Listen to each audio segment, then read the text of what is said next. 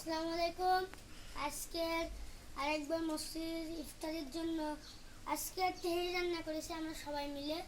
তো আপনারা ভিডিওটা বেশি বেশি করে দেখবেন, লাইক কমেন্ট এবং শেয়ার করে দেবেন। আসসালামু আলাইকুম। আজকের এই তেহরিটা কিন্তু আমাদের তেহরি, কারণ আজকের মসজিদে আমাদের ইফতারি। আমি রান্না শুরু করছে। এখন আমি তেল ঢেললাম। আজকের তেহরি রান্নায় আমরা 10 কেজি মাংস রান্না করব। এই জন্য 10 কেজি মাংসের জন্য আমরা 2 কেজি সয়াবিন তেল দিলাম। আর এখন স্বামী হচ্ছে পেঁয়াজ কুচি দিচ্ছে। পেঁয়াজ কুচি 2 কিলো পেঁয়াজ, দেশি পেঁয়াজ। আমাদের স্বচ্ছ নাড়াচাড়া করছে। সেও আজ এই রান্নায়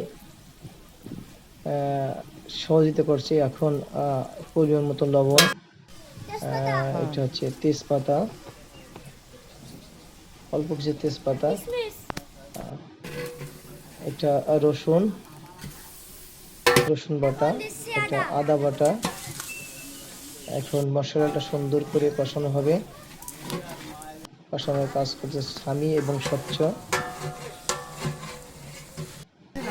এখন মশলাটা সুন্দর করে কষে ফেলায়।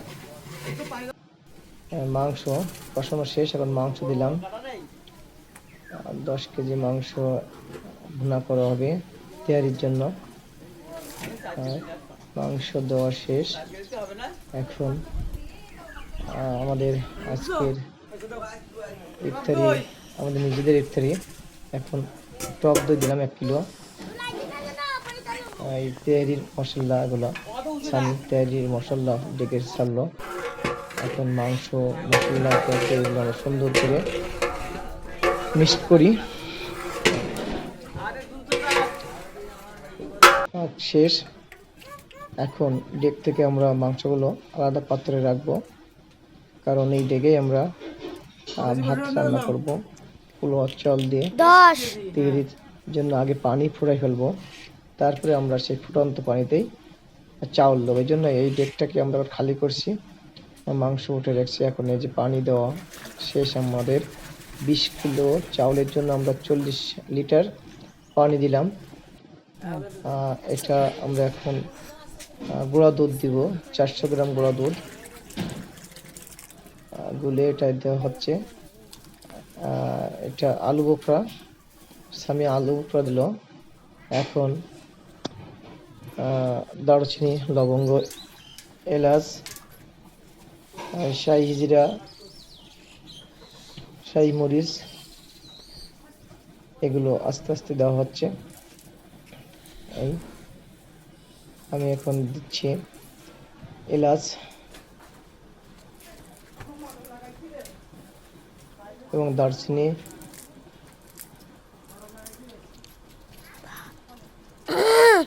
এখন আমরা সুন্দর করে পানিটা ফুটাই নিব। পানি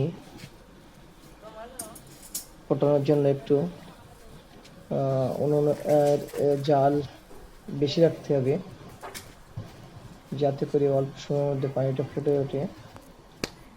পানি সুন্দর করে ফোটানোর পরে আমরা ফুটন্ত পানিতে চাল দিব। এটা চিনি, অল্প কিছু চিনি দিতে হবে, কারণ তেহারি টেস্ট ফিরিয়ে আনার জন্য। এটা কাজু বাদাম,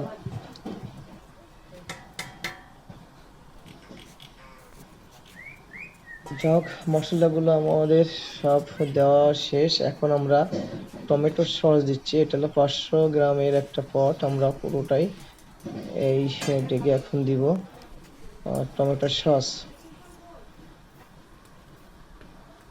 সাথে আমরা দেব কিছু কাঁচা ঝাল। সস দেওয়ার পরে আমরা কাঁচা ঝাল দেব পানি হিট হয়ে আসলে। আমাদের রান্নার জন্য আমরা 20 কেজি পোলাও চাউল, 10 কেজি মাংস দিয়ে তেহারি রান্না করব। আজকের ইফতারিটা আমাদের নিজেদের ইফতারি। আমরা এই রমজান মাসে বেশ কয়েকটি রান্না করে থাকি, নিজের রান্না সহ। আর রান্না করব 21 রমজানেও আমরা তেহরি রান্না করব, আর 16 রমজানে আমরা একটা খিচুড়ি রান্না করব। যেহেতু আজকের আমাদের 15 রমজান, এই 15 রমজানে আমরা মসজিদি এবং প্রতিবেশীদেরকে তেহরি দিয়ে ইফতারি করাবো। এই যে আমরা কাঁচা মরিচ দিয়ে দিলাম, 1 কেজি কাঁচা মরিচ ছিল, কিন্তু আমরা এখানে প্রায় 700 বা 800 মতো দিলাম। বেশি দিলে আবার বাচ্চারা খেতে পারবে না, প্রচুর ঝাল আসবে।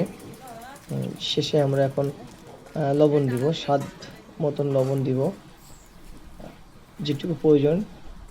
আজকের রান্নায় টোটাল আমরা 500 গ্রাম লবণ প্রয়োগ করলাম। এখন পানি ফুটে গেছে, আমরা চাল ঢালছি। আজকের আমাদের চাল হচ্ছে 20 কেজি, পোলাও চাল 20 কেজি। তো আমাদের এই রান্নায় আমরা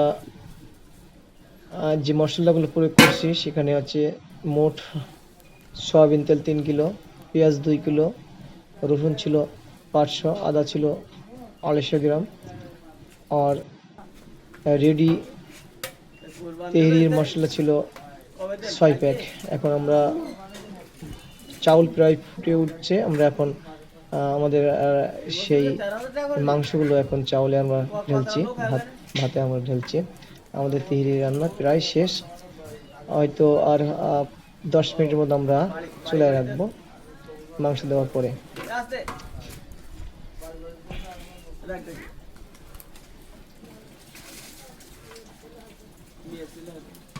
যাক, মাংস দেওয়া আমাদের শেষ। আমরা একটু নাড়ি ছেড়ে দিব ডেকটা।